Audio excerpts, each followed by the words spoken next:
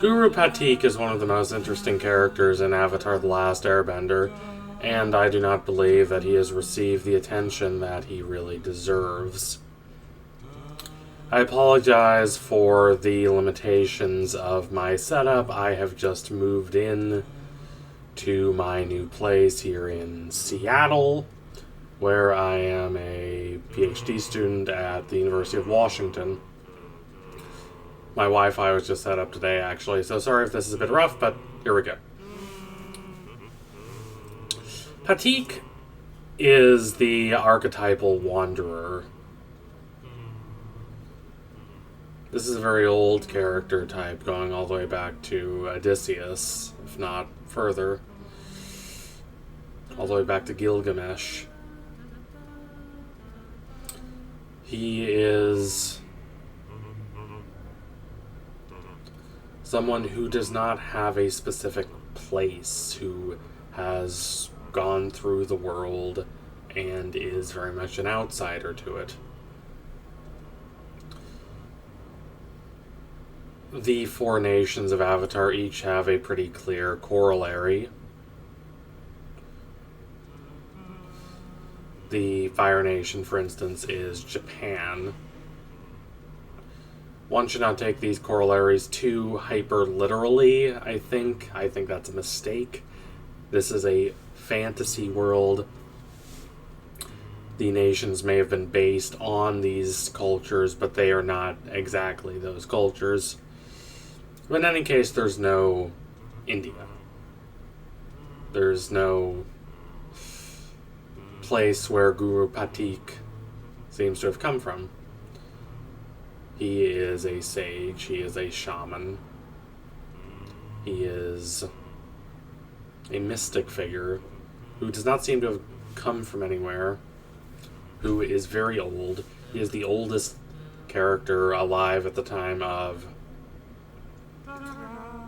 Aang in Avatar: The Last Airbender. He was already quite old when Aang was frozen into the iceberg 100 years ago. He has reached a kind of enlightenment by detaching himself from society, but it is to an extent a limited kind of detachment. It does offer wisdom, it does offer spiritual freedom, but it is perhaps not the kind of enlightenment that the show endorses. The show has a lot of difficult thoughts on the conception of detachment, and I think that's one of the most interesting things to watch as a repeat viewer looking at the show from a philosophical standpoint, both the original show and The Legend of Korra, which I think states a lot of these things more overtly. In Season 3, in particular, there is the contrast between Tenzin and Zahir, who offer two different visions of the philosophy of airbending. Zahir is obviously wrong for the show because of his violence, because of his extremism, because of his willingness to assassinate a head of state. That's not good stuff. But the show is going a bit deeper than that. Zahir is also someone who, in many ways, emblematizes the airbending conception of detachment. He rails against the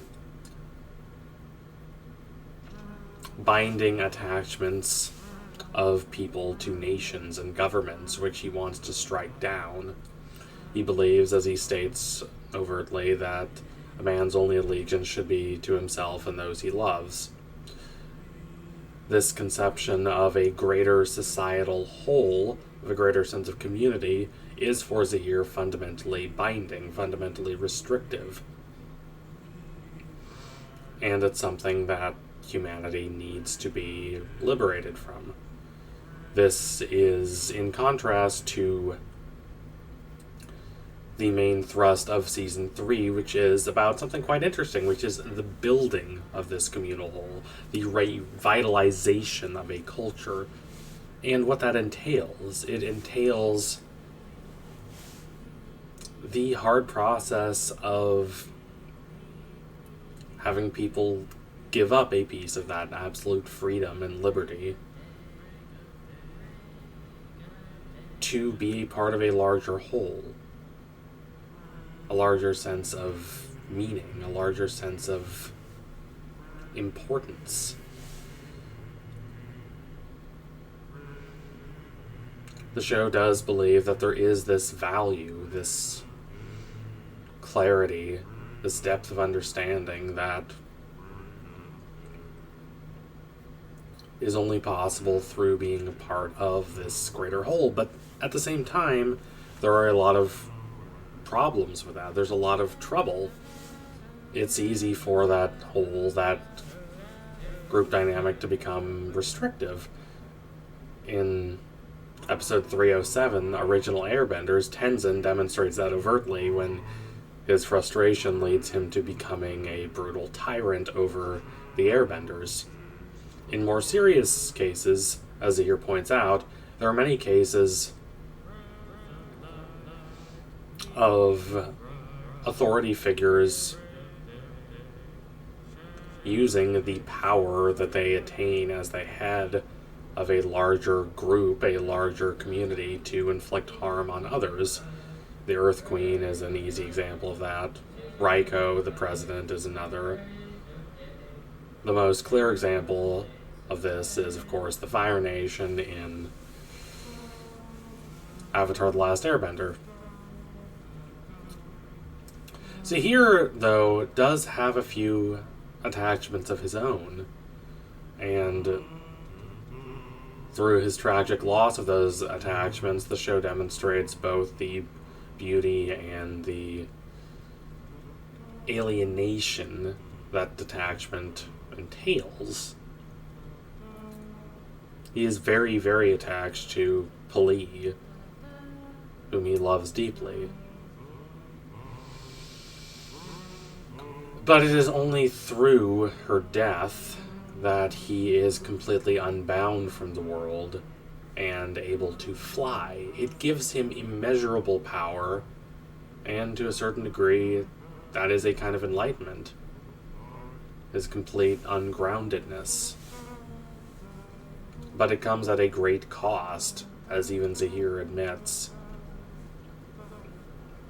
Pathik is, of course, not a revolutionary like Zahir. He is a very passive figure. But through him, the show discusses a lot of these same conceptions of the benefits and drawbacks of detachment. There are problems of acting, of this forceful being in the world. It can blind the self to other considerations, other viewpoints, the strengths of other belief systems, because one becomes so committed to practical action, to a specific set of goals and doctrines that undergird those goals, that one can become myopic. This is a very old concern.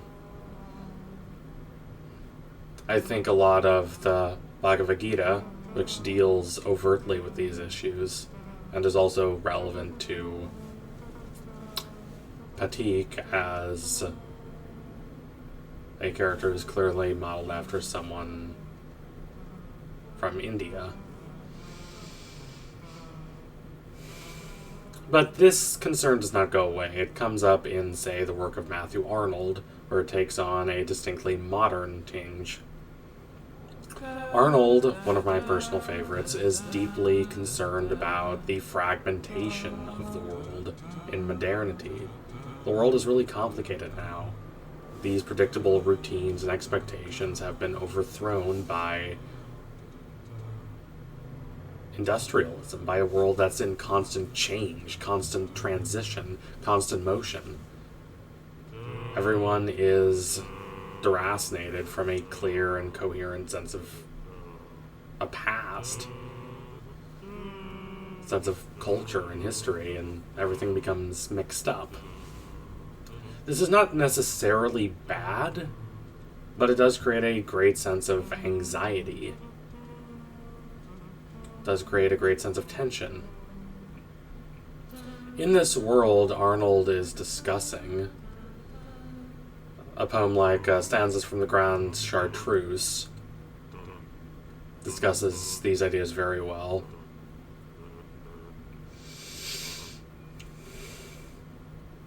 To commit oneself to one path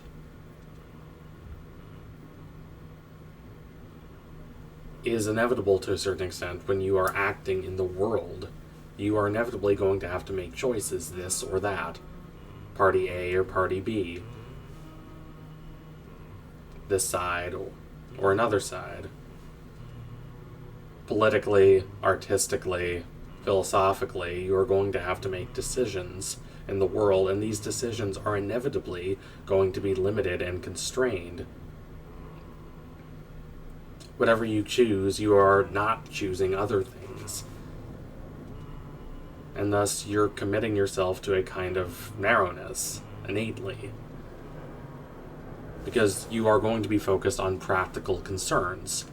How to advance a specific cause or a specific viewpoint.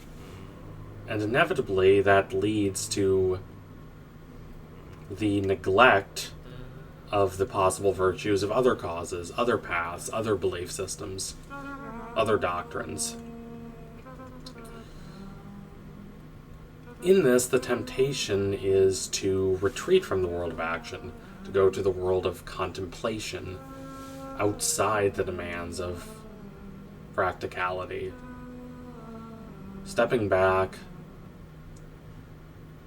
into this distant contemplative position makes everything more clear. One can see things for what they truly are, with the precise, incisive viewpoint of the critic, of the analyst.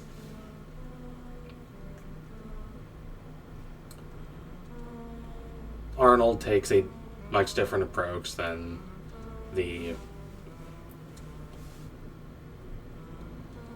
philosophers of ancient India, for instance, but he arrives at a lot of the same points of tension, especially in regards to the modern world, which is significantly more fractured and deracinated. But at the same time, and this is why I bring up Arnold, he understands that simply retreating from the world altogether is not necessarily a viable solution.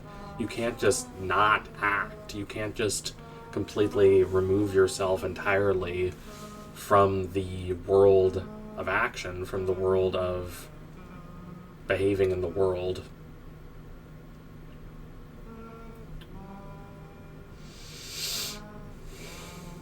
You have to pursue certain thoughts and certain interests and certain beliefs.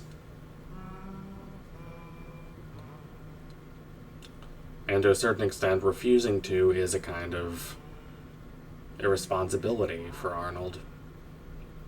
So how do you act in the world in a way that is not rigid and is not myopic, in a way that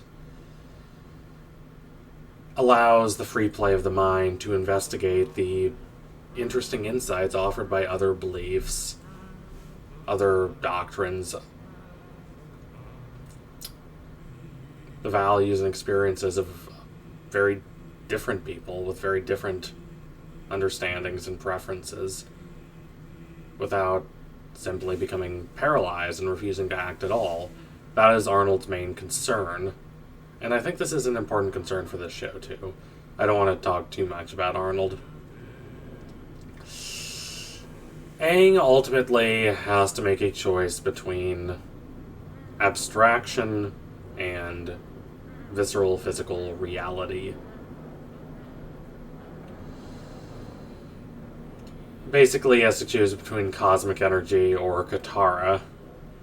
It's a bit of a laugh line in the show, but there's something very true and philosophical in it. It's the difference between this abstract conception of enlightenment and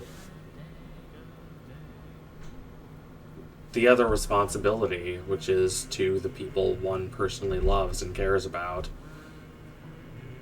to these connections that one can call attachments. Aang chooses Katara. He chooses, in a way, attachment.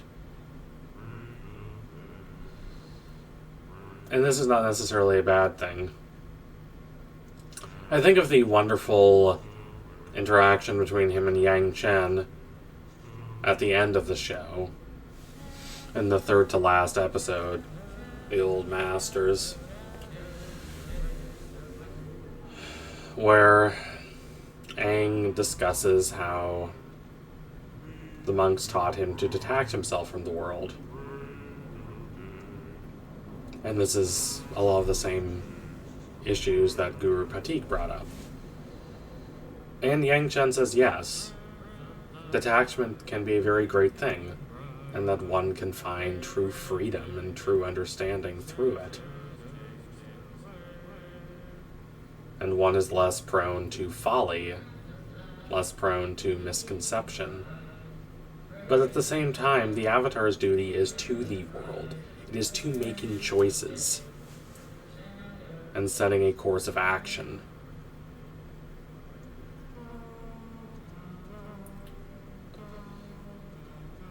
Aang takes Yang Chen as being oppositional to him, and in some ways she is, but she fundamentally brings up a lot of the same concerns that Aang, thinkingly or not, is responding to when he's with Guru Pathik. This dream of perfect, lucid understanding, which can only come from detachment, or the messy, confusing, necessarily flawed understanding that comes with being in the world, with being an active agent in things. The latter is inevitably a realm where one will make mistakes, or one is prone to folly, but at the same time it is the only opportunity, the only realm in which one can promote any kind of positive change in the world. The show considers Guru Pathik's way thoughtful. It treats him with a lot of reverence, especially when he goes through the chakras. But at the same time, it does not treat him in his way as the only paths to true understanding, the only guides for living in the world. Aang has to choose his own way. So thank you all for watching. If you liked what you saw today, don't forget to like, comment, and subscribe. Donate to my Patreon if you can, and you want to see more videos just like this one. Again, I will have a more complete setup next time. Thank you for being patient with me. Adios, comrades.